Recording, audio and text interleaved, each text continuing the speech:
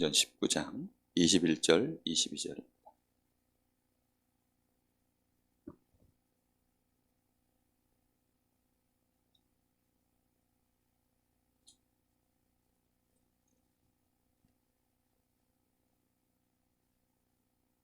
사도행전 19장 21절 22절, 우리 두 절을 다 같이 합독하겠습니다. 이 일이 있은 후에 바울이 마게도냐와 아가야를 거쳐 예루살렘에 가기로 작정하여 이르되 내가 거기 갔다가 후에 로마도 보아야 하리라 하고, 자기를 돕는 사람 중에 디모데와 에라스도 두 사람을 마게도냐로 보내고 자기는 아시아에 얼마 동안 더 있으니라. 아멘.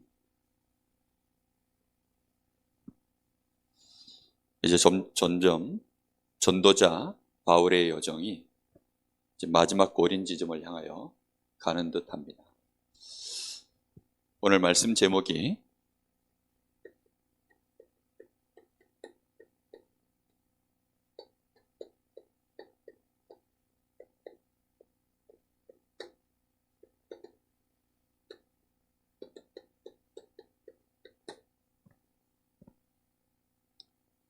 언약 속에 있는 전도자입니다.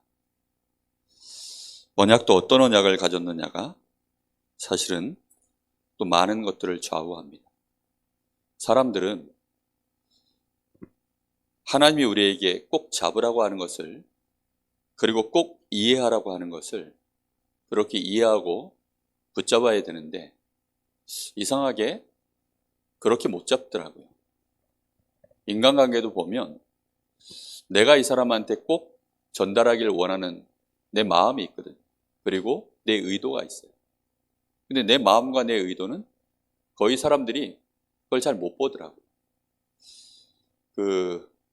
김호중 우리 랩넌트 출신 가수, 그 친구 때문에 알게 된 노래가 하나 있습니다. 고맙소라는 노래. 혹시 그 노래 들어보셨나요? 가사가 정확한 기억 안 나는데 가사 앞에 소절이 좀 마음에 담아져. 자기가 세상을 이 나이 먹도록 살았는데 세상을 잘 모르나 봅니다. 내가 진심을 다해서 마음을 전해도 사람들이 그걸 잘 이해를 못 해주더라. 이제 이런 가사의 내용이. 우리가 좀 먼저 생각해 보셔야 되는 게 있습니다.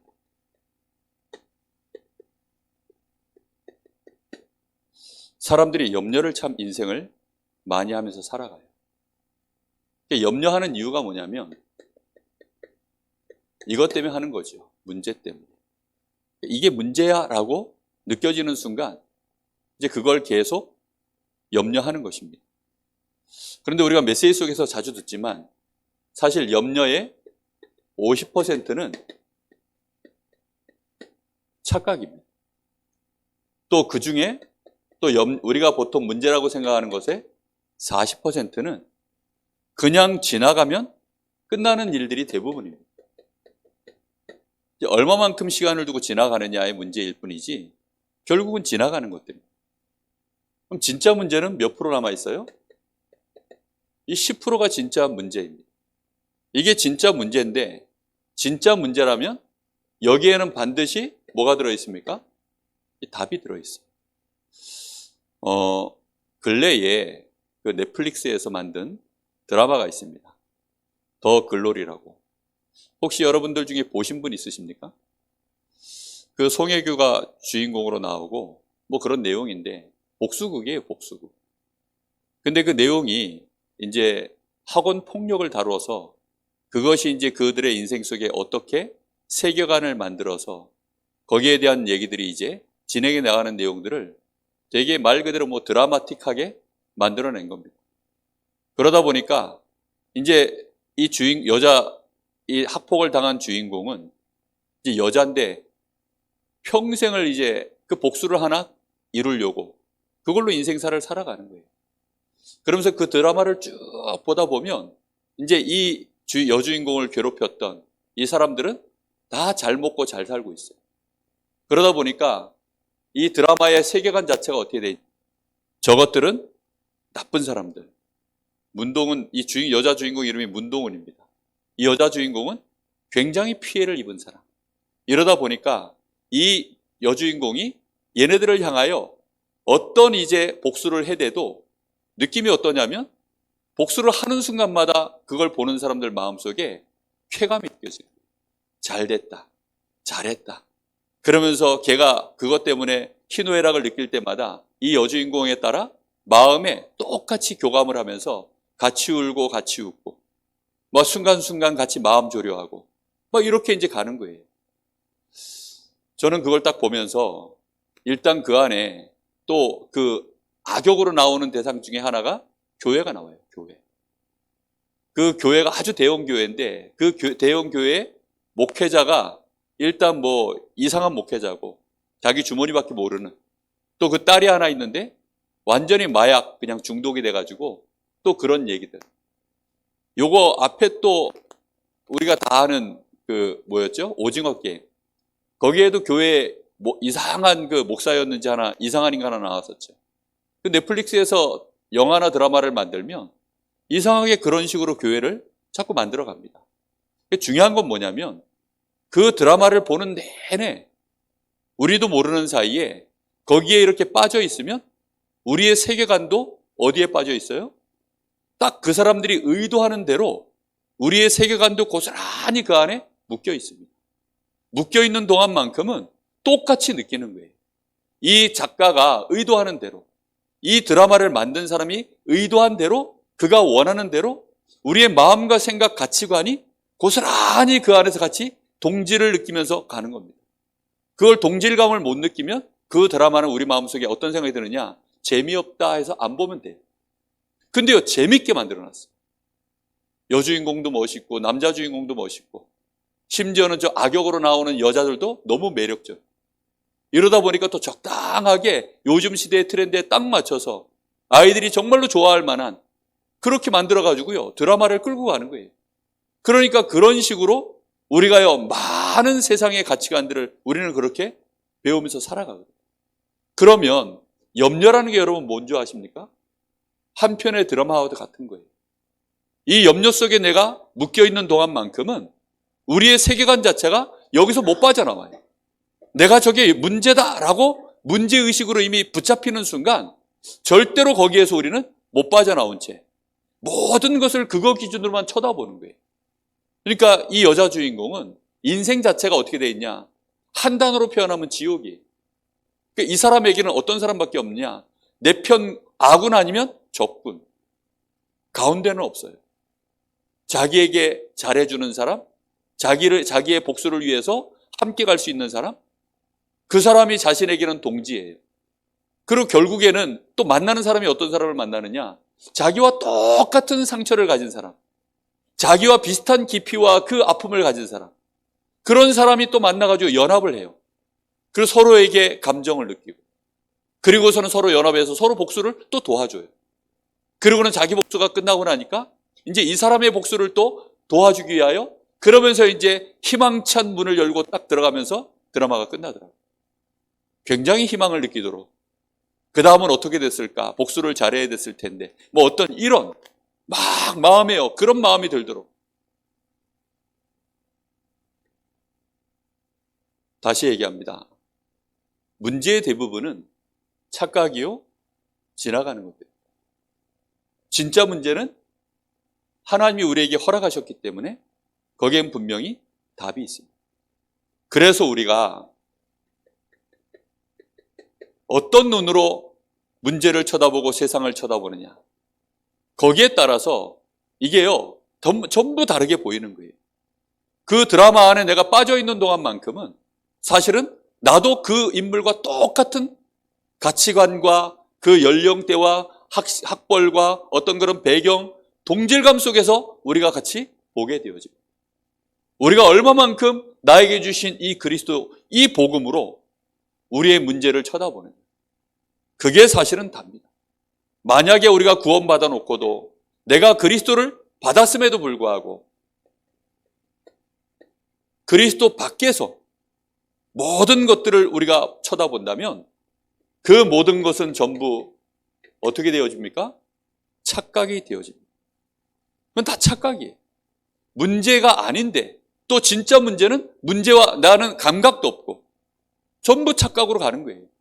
하나님이 우리에게 주신 진짜 기준과 가치관, 하나님이 보실 때 진짜 문제라고 보신 건 뭐였죠? 인간관계입니까? 우리의 질병 문제입니까? 하나님이 우리를 바라볼 때 나에 대하여 또 이 지구상의 모든 인생들을 바라볼 때 하나님이 보실 때 진짜 문제는 뭐였습니까? 그리스도가 필요한 문제. 맞죠? 우리는 진짜 그 눈으로 봐야만 우리의 눈이 올바른 눈을 뜨는 거예요. 누구의 눈으로 보실 겁니까? 문동은의 눈으로 보실 겁니까? 아니면 그 문동은이를 괴롭혔던 그 악역을 했었던 그 상류층 걔네들의 눈으로 이 여자를 쳐다보고 자신의 인생관을 쳐다볼 겁니다. 어디에서 우리는 쳐다봐야 됩니까? 여러분의 가치관, 우리의 가치관은 어디에서 만들어졌습니까?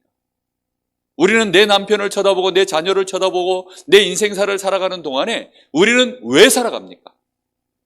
무슨 이유로 만났습니까? 걔가 너무 그게 궁금해서 오늘 우리 어머니한테 뜬금없이 어머니는 서수광 씨를 어떻게 만나셨습니까? 제가 오늘 물어봤어요.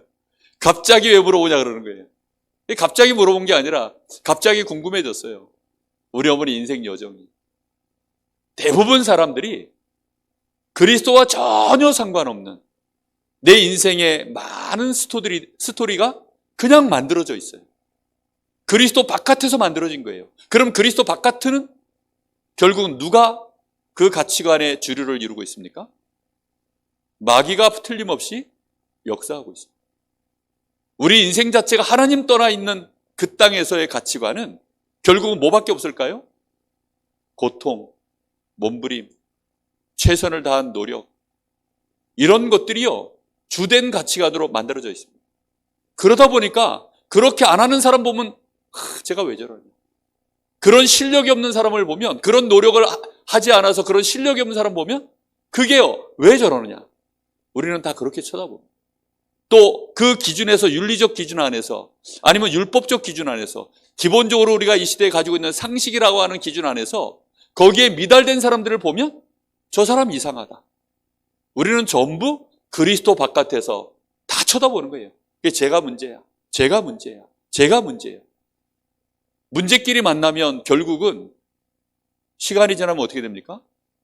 문제 곱하기 요 위에 제곱이 되어지면 이렇게 곱하기 요 제곱으로 갑니다. 이게 요걸 보고 이제 기하급수적이라고 그러는데, 문제가 두 개가 나오는 게 아니라 문제가 시간 지나면 완전히 덮어버려요. 우리는 그리스도 안에서 하나님이 주신 이 복음을, 그리스도를 내가 진짜 누려야만, 진짜 누리기 시작하면 어떻게 되어진지 아세요? 일단은 저게 문제가 아니구나 깨달아요. 근데 계속 누리기 시작하면 그냥 그야말로 문제인지도 모르고 지나갑니다. 문제가 아니에요. 내가 진짜 힘있고 건강하잖아요? 그러면 웬만한 질병이 왔다 가는데도 몰라요. 뭐 감기가 왔어도 나하고는 관계가 없어. 아니 뭐 코로나가 왔어도 나하고는 관계가 없어. 아니 내가 돈이 많잖아요. 경제 위기가 나라에 왔는데도 나는 모르고 지나가요. 그냥 지나가는 거죠. 다 지나갈 뿐입니다. 그리스도 안에서 진짜 바라보면 거기에는 다른 눈이 열리는 겁니다. 내가 그래서 그리스도라고 하는 것으로 진짜 내가 이 그리스도 안에서 누리기 시작하면 진짜 문제가 오잖아요. 그럼 진짜 문제가 오면 그때에는 그게 뭘로 보이냐면 기회로 보이는 것입니다. 이게요 전부 기회로 보여서 하나님의 역사를 이뤄가는, 문제 자체가 곧 뭘로 보이느냐? 응답으로 보이는 거예요. 이 눈을 떴느냐 못 떴느냐가 내가 그리스도를 아느냐 모르느냐, 이거밖에 없어요. 내가 그리스도 아는 것은요 그냥 지식이죠. 알기는 아는데 모르는 겁니다. 여러분들이 서원석이라고 하는 인물을 황덕려 권사님처럼 아는 거하고, 저 김정미 사모가 아는 거하고, 저 소정원이가 아는 거하고, 여러분이 또 저를 아는 거하고, 서원석 목사라 아는 거하고 아마 다 다를 겁니다. 다 몰라요. 저희 어머니도 저를 다 모르시고, 저희 아들도 저를 다 모르고, 저희 집사람도 저를 잘 모릅니다. 내가 나를 다 아느냐? 저도 저를 잘 몰라요. 다 잘 모르거든요. 그러나 하나님이 우리에게 주신 이 그리스도를 내가 얼마만큼은 알아야 되겠습니까? 적어도 문제가 아닌 것은 문제가 아니라고 볼 수 있을 만큼은 알아야 돼요. 그렇죠? 그리고 진짜 문제가 왔을 때는 이때는 정말로 그리스도 이 한 분이면 문제가 해결되겠구나. 그리스도 한 분께 우리가 집중해서 이 문제를 끝낼 기회다. 이 정도는 알아야 아는 거 아니겠습니까? 그렇죠? 우리가 그래서 이런 눈이 열려져야 하나님의 나라라고 하는 이 세계관이 우리에게 열려집니다. 우리의 눈이 이 세상을 보는 하나님의 나라라고 하는 이 세계관에서 세상을 보는 눈이 열려져요. 우리가 예전에는 이런 세계관이 없이 육신 세계 안에서 우리 인생을 살아가면요, 결국은 요 문제거리, 우리가 염려로 느끼는 이 90%가 결국은 뭐가 될 수밖에 없습니까? 말 그대로 진짜 염려입니다. 정말 문제가 맞아요. 그렇죠? 우리가 육신 세계 속에 우리의 세계관을 딱 가지고 살면 정말 문제거리입니다. 정말로. 왜요? 그렇게 느껴지잖아요. 그래서 거기에 딱 갇혀서 힘들어합니다. 그런데 우리가 복음의 눈을 진짜 뜨면 진짜 문제가 보입니다. 그게 사단의 나라입니다. 눈에 보이는 이 90%의 문제는 어디서부터 나왔습니까? 하나님 떠난 데서 시작된 겁니다. 죄악 속에서 이 사단의 역사 안에서 진행되어지는 문제입니다. 진짜 문제 10%가 보이는 거예요. 진짜 문제 10%가 보여야 우리의 세계관이 달라지는 겁니다. 그럼 이 문제 우리가 바꿀 수 있습니까? 우리의 힘으로 못 바꿉니다. 그래서 하나님이 우리에게 뭐 하라 그러냐면 하나님의 나라는 기다리는 거예요. 언제까지 기다립니까? 하나님이 역사하시는 그 시간표까지 진짜로 기다리는 겁니다. 어디에 우리의 눈을 맞추는 겁니까? 90%의 모든 불신자들이 가지고 있는 그 문제의식 속에서 기다리는 게 아닙니다. 그럼 말라 죽어요. 그렇죠? 아니 문제 속에 꽉 빠져있는데 어떻게 살아남습니까? 하나님의 나라라고 하는 하나님의 시간표를 바라보면서 그리스도를 붙잡고 누릴 수 있게 되어집니다. 그래서 중요한 부분이 뭐냐면 오직 성령입니다. 우리 주님이 우리에게 그래서 주신 답이 뭐냐면 오직 성령이에요. 그리스도는 무슨 뜻이죠? 진짜 이 100% 모든 문제에서 우리를 어떻게 한 겁니까? 해방시켰다는 뜻입니다. 무슨 말인지 이해되셨습니까? 내가 진짜 여기서 빠져나온 거예요. 하나님은 나를 여기서 구원하셨어요. 그렇죠? 제가 예전에는 아재 개그를 많이 날렸습니다. 8원만 해도 안 될 건데 9원이다. 그런데 가만 생각해 보니까 9원 플러스 10 완벽. 이해 안 되시죠? 예, 아재니까 모르셔도 됩니다. 결국 합이 10이에요. 9하고 1이니까. 하나님이 우리를 구원하셨어요. 그게 그리스도입니다. 여기서 완벽하게 나왔어요. 혼자서 이런 거 가지고 놉니다, 저는. 하나님이 완벽하게 구원하셨구나. 이러고 살아요, 맨날. 근데 중요한 건 뭐냐? 구원해놓고 살 길이 막막하면 어떡해요? 그게 문제잖아요. 구원받은 우리는 우리 주님이 그래서 우리에게 한 보따리 챙겨주신 거예요. 우리에게도 한 몫을 이 땅에 사는 동안 너희들이 충분히 살아갈 수 있도록 하나님이 우리에게 한 보따리 챙겨주신 겁니다. 그게 뭡니까? 오직 성령. 그래서 성령의 충만함을 받으라는 거예요. 성령의 충만을 받으면 이제 우리가 여기서 다 빠져나왔는데 이 빠져나온 것들이 나에게 실제 응답으로 나타날 때까지 하나님이 우리에게 주시는 성령 충만임하면 우리가 힘을 얻으니까 그 힘이 우리에게 뭘 만들어줍니까? 여유로 하는 걸 만들어줍니다. 내가 이걸 기다리는 게 아니라 그 여유가 그 문제가 해결될 때까지의 여유가 되어지니까 그걸 다른 말로 기다림이라고 합니다. 그러니까 기다려지는 거예요. 내가 인내하는 게 아니라 그 소망이 이 문제를 내가 넉넉하게 바라볼 수 있게 되어지니까 그냥 이 문제에 내가 안 휩싸이는 겁니다. 그러니 그 자체를 보고 인내라고 해요. 뭐 인내라고 하니까 막 참고 또 참아가지고 마치 애를 낳을 때 조금만 참아 힘내, 그거 아닙니다. 어떤 여자들은 보니까 뭐 화장실 들어갔다 나오는 힘으로 애를 낳았다는데 원래는 그렇게 낳았어요. 근데 창세기 3장 문제 이후로 정말 해산하는 고통이 너무 커져서 문제지. 우리가 하나님 주시는 힘을 진짜 얻으면 하나님의 역사하시는 그 시간표까지 조급하게 기다리는 것도 아니고 못 기다리다가 결국은 문턱에서 자빠져가지고 시험 들어서 결국 하나님 응답도 못 보는 것이 아니라 성령 충만을 계속 누리면 하나님이 응답하시는 이 시간표가 우리에게요 올 때까지 하나님은 우리에게 충분하게 역사해 나가시는 줄 믿습니다. 그 속에서 우리가에게 뭐가 시작되느냐? 하나님의 인도를 보는 거예요. 이 문제가 도대체 무슨 문제냐? 문제에 빠지지 않고 뭘 봅니까? 성령 충만 받으면 그리스도 안에서 주시는 이 힘으로 해방돼서 쳐다보기 때문에 이 문제가 하나님의 눈으로 보이는 거예요. 그러니까 뭐가 보이죠? 하나님의 계획이 보입니다. 그리고는 뭐 하기 시작합니까? 성령의 역사를 정말로 간구하는 것입니다. 그래서 그 성령의 역사로 말미암아 그 응답이 일어났고 일어날 것이기 때문에 우리는 성령 충만 받으면 그래서 내 마음속에 결국은 이게 나옵니다. 감사. 이렇게 되지 않으면 우리가 언약 속에서 살아가는 것이 뭔지를 알 수가 없어요.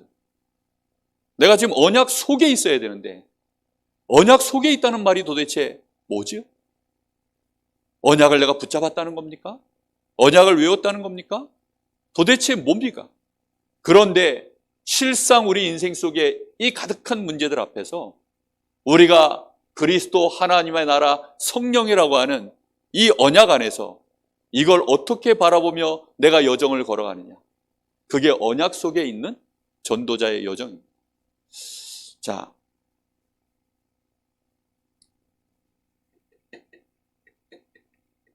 정말 중요한 게 뭐냐면 복음을 이해하는 것입니다.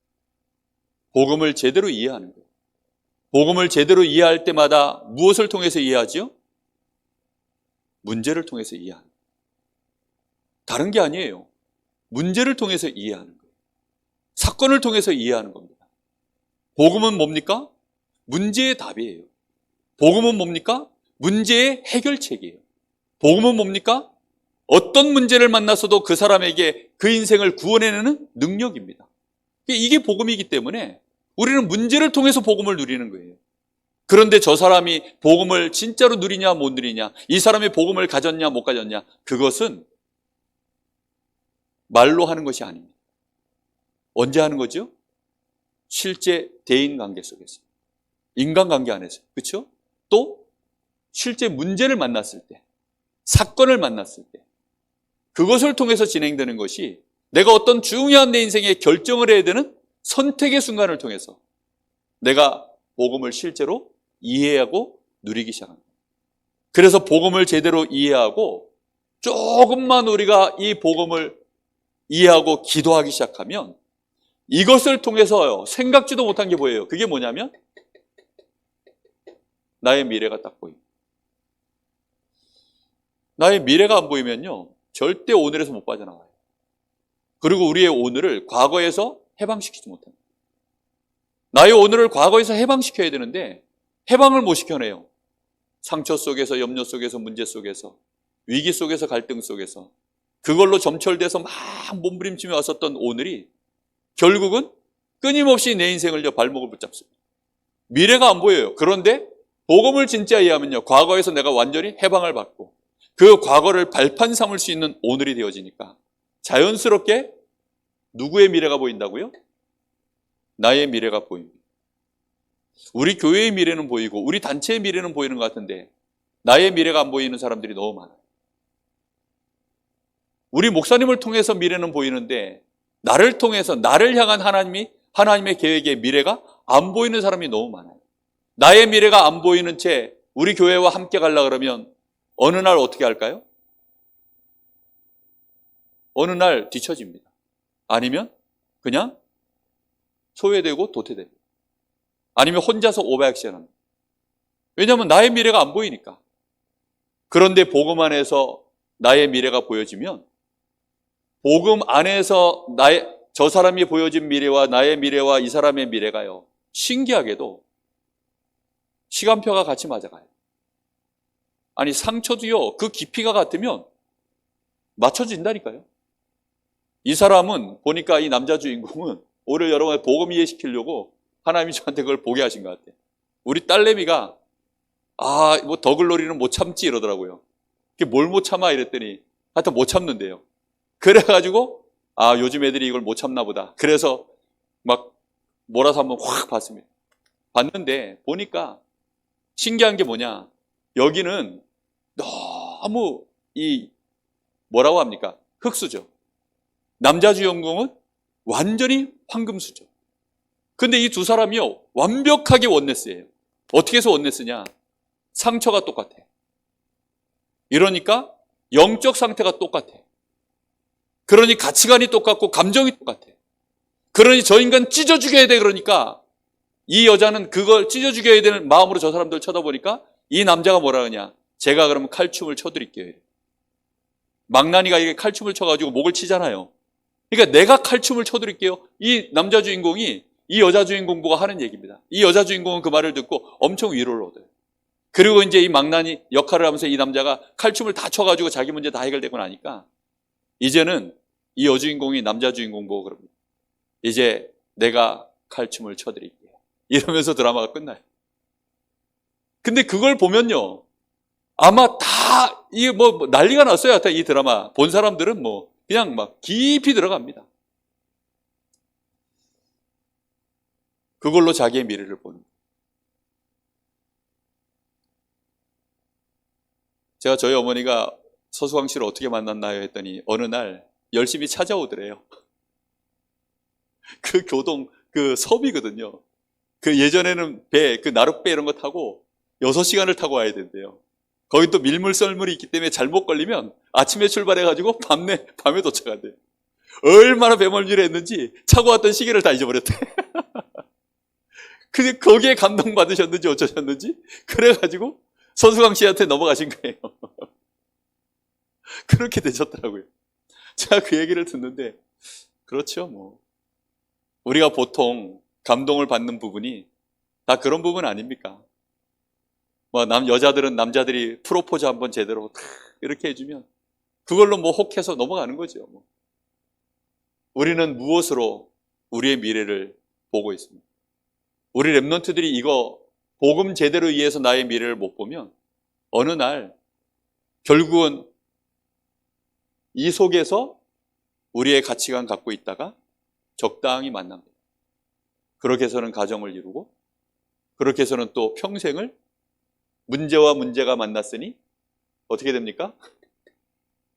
이렇게 갑니다. 하나님의 그러다가 이제 한 번씩 문제 해결받는 걸 보고 은혜라고 하는데 그런 은혜를 좀 덜 받았으면 좋겠습니다. 우리는 반드시 다시 정리합니다. 그리스도 이 한 분 안에서 사단의 권세는 박살났고 우리의 운명은 바뀌었고 우리의 재앙은 끝난 줄로 믿습니다.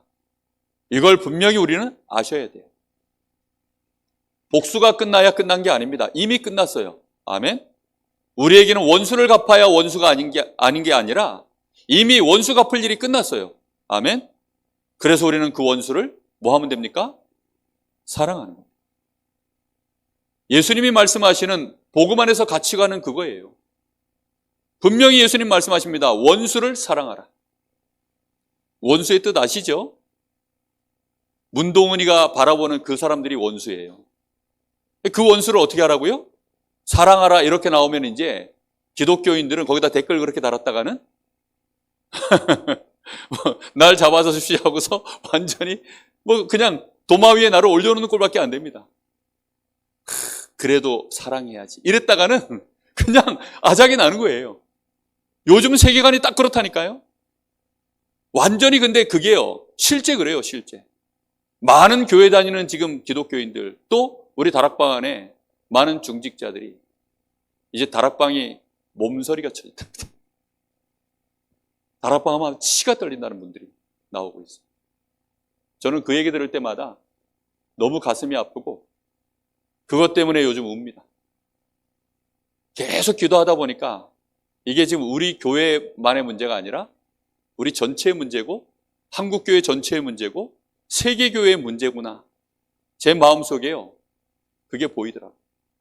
그래서 더 마음에 한을 갖고 기도를 하나님이 하게 하셨어요. 회개가 되더라고요.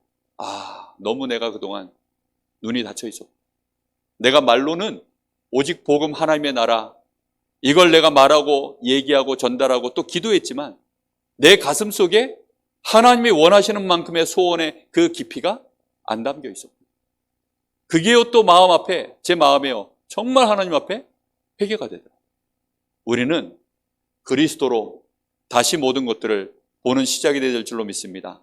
예수님이 그래서 마태복음 13장에 아버지의 뜻을 우리에게 말씀하셨습니다.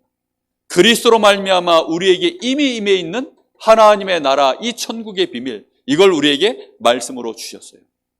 그리고는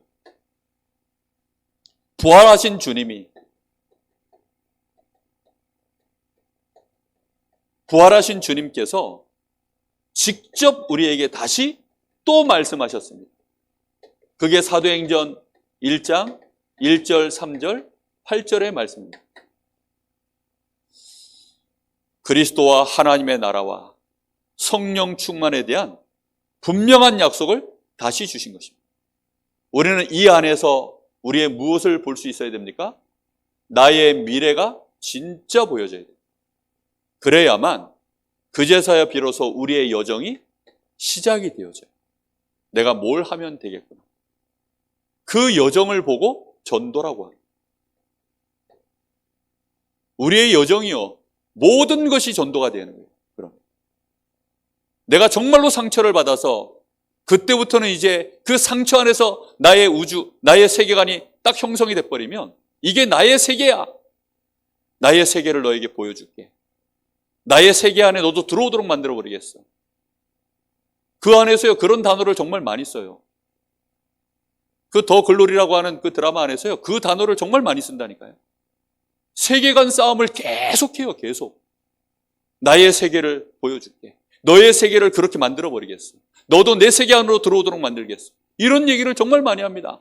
당신의 세계와 나의 세계가 같아요. 이런 얘기. 계속 그런 얘기를 합니다. 그러면서 뭐 하느냐? 그 세계관 안에서 상처 때문에 이제 한 걸음 한 걸음을 걸어가는 거예요. 그걸 보고 복수라고 하죠. 우리는 복수입니까? 아니면 나의 가난함에 대한 그 마음의 갈등 때문에 그거 해결하려고 인생을 몸부림칩니까? 그걸 보고 성공이라고 하거든요.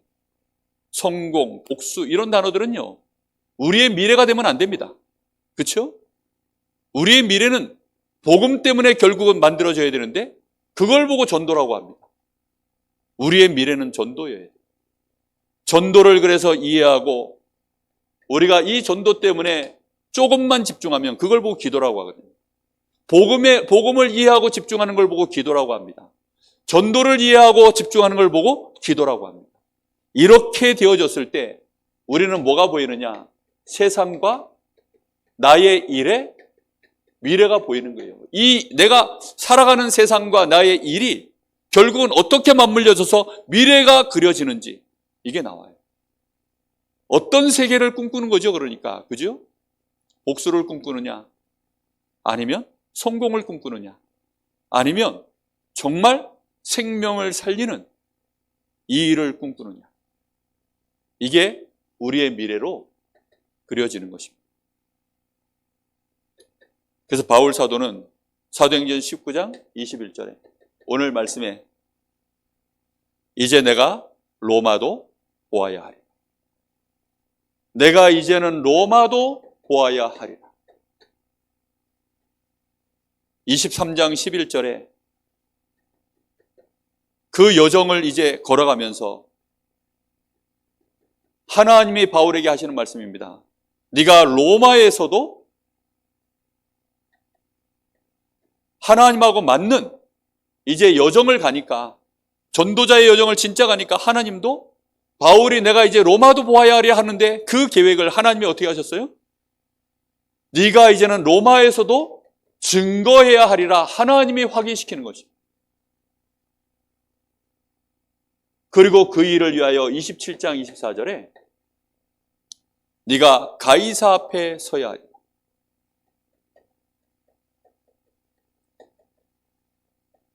로마에 가서 누굴 만나는 거죠? 로마에 가면 수없이 많은 사람들이 있는데 그 중에 로마의 가장 센터, 누구를 만나야 됩니까? 가이사 앞에 설 수 있도록 하나님이 태풍을 통해서 또 그 여정들을 하나님이 이렇게 만들어 가시는 것들을 볼 수 있어요. 태풍이 왔는데, 그 엄청난 풍랑이 왔는데 자기의 미래가 딱 보여지니까 이 일이 뭘로 보여지죠? 가이사 앞에 가는 길로 보입니다. 그렇죠? 요셉이 이 눈이 탁 열리고 나니까 자기가 노예로 저 애굽 나라에 팔리는데 자기의 미래로 하나님이 계획하신 대로 가는 것이 보여지는 거예요. 우리가 이런 눈이 안 열려지면 길 잃어버립니다. 그래서 여러분, 복음으로 세상을 보세요. 복음으로 모든 문제를 보세요. 그리고 복음으로 모든 것을 보면서 그것으로 미래를 보셔야 돼요. 어떤 미래를 보는 겁니까? 저 사람을 행복하게 만들어요. 저 사람을 내가 도와줘야 돼요. 저 사람을 내가 치유해줘야 되겠다. 저 사람을 내가 위로해줘야 되겠다. 저 사람을 위해서 눈물을 흘릴 자 없으니 내가 눈물을 흘려줘야 되겠다. 저 사람의 인생 속에 정말로 하나님의 위로가 필요하니 내가 그 일에 심부름해야 돼요. 그런 꿈을, 우리의 미래를 놓고 볼 수 있는 언약 속에 있는 전도자가 되기를 예수님의 이름으로 축복합니다. 결국은 전도와 선교는 이어질 수밖에 없습니다. 그래서 선교를 이해하고 미래를 보게 되면 진짜 이제 시대의 미래도 보여집니다. 사람들은 경제를 가지고 시대의 미래를 예측하고 과학기술을 가지고 시대의 미래를 쳐다보죠. 그래서 AI의 기술이 발전하는 것에 따라 미래를 바라보고, 또 의식주 문제를 가지고 미래를 바라보고 예측하고, 전부 그렇게 지표들을 내놓고 그걸로 통합을 해서 이렇다 이렇다 이렇다라고 계속 미래에 대해, 시대에 대해서 예측을 합니다. 그러다 보니까 또 뭐가 나오죠? 50%의 착각과 지나갈 문제들이 그게 문제가 아니고 실상 현재 우리에게 문제가 돼버리고 진짜 문제는 보이지도 않고 또 그렇게 휘말려 가는 것입니다. 그걸 보고 흑암, 혼돈, 공허라고 합니다. 흑암, 혼돈, 공허가요, 시대를 뒤엎어요. 이런 시대를 뒤엎는 속에서 우리는 무엇을 가지고 쳐다보는 겁니까? 창세기 3장 15절을 가지고 요셉이 그 시대의 미래를 본 겁니다. 유일하게 시대의 미래를요, 창세기 3장 15절을 가지고 쳐다본 인물이 요셉이에요. 그러니까 이 요셉을 통해서 그 시대를 살리는 일을 하나님이 하게 하시는 겁니다. 창세기 6장 14절.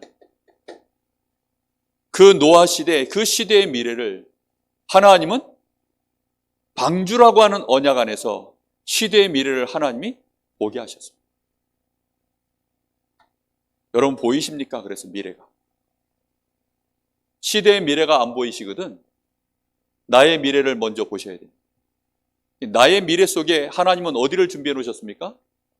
세상과 나의 일의 미래를 하나님은 열어놓으셨고, 이 시대의 미래도 나의 미래의 연장선 안에서 보여주도록 하나님이 다 해놓으셨어요. 안 보이면 어떻게 해야 됩니까? 나의 미래부터 보시면 돼요. 요셉이 그게 보여지니까, 노아가 그게 보여지니까 그때부터 이제 시대의 문제를 해결할 준비를 실제 그 여정을 가는 겁니다. 출애굽기 3장 18절. 모세가 본 미래입니다. 이 언약 안에서, 희생제물이라고 하는 이 언약 안에서 이스라엘의 미래, 그 시대의 미래를 본 것입니다. 이사야 7장 14절. 이사야가 하나님이 주시는 이 임마누엘의 언약 안에서 그 시대의 미래를 본 겁니다. 특히 이때 진짜 중요하게 하나님 주신 단어가 뭐죠? 시대의 미래를 위하여 준비해야 될 렘넌트. 이 단어를 그때 주신 줄 믿습니다. 도무지 이해가 안 되는 인물이 하나 있죠. 그게 베드로입니다. 마태복음 16장 16절. 그리스도를 진짜 고백한 이 베드로를 통하여 하나님은 그 시대의 미래를 보게 하셨습니다. 우리는 정말 이 여정 속에 언약 안에 있다는 것이 무엇인지를 정말 마음에 담으셔야 돼요. 우리가요, 이런 세계관, 이거 안 보이면 정말 쉽습니다. 이거 가지고 보시면 돼요. 나에게 와 있는 문제를 가지고, 우리 교회에 와 있는 문제를 가지고, 직접 간접적으로 걸려있는 그 모든 문제들을 가지고 한번 다시 보십시오. 여러분이 보는 드라마 한 편이라도 이걸 가지고 보세요. 여러분 귀에 들려지는 어떤 사람의 성공, 여러분 귀에 들려지는 어떤 사람의 실패, 어떤 사람의 그 잘못, 이런 것들을요, 다시 보라니까요. 대부분 사람들은 뭐라고 얘기합니까? 문제라고 얘기합니다. 나하고 직접 걸려있으면 나쁜 놈이라고 말합니다. 그렇죠? 나하고 간접으로 걸려있으면 혀를 찹니다. 이렇게. 직접 걸려있으면 육두문자가 나가요. 그래서 참 욕 문화가 아주 발전을 계속해 나갑니다. 흑암 문화라고 하죠. 계속 발전해 나가는 거예요. 이제는 그 흑암 문화가 너무 심각하게 우리 안에 들어와 있습니다. 그것이 우리에게 너무 지금 각인되고 뿌리 내리고 체질화되도록 그렇게 만들어가고 있어요. 렘넌트들이요, 결혼하기 싫대요. 그리고 애 낳기 싫답니다. 요즘 문화입니다, 그게. 많이 낳게 되기를 예수님의 이름으로 축복합니다. 정말.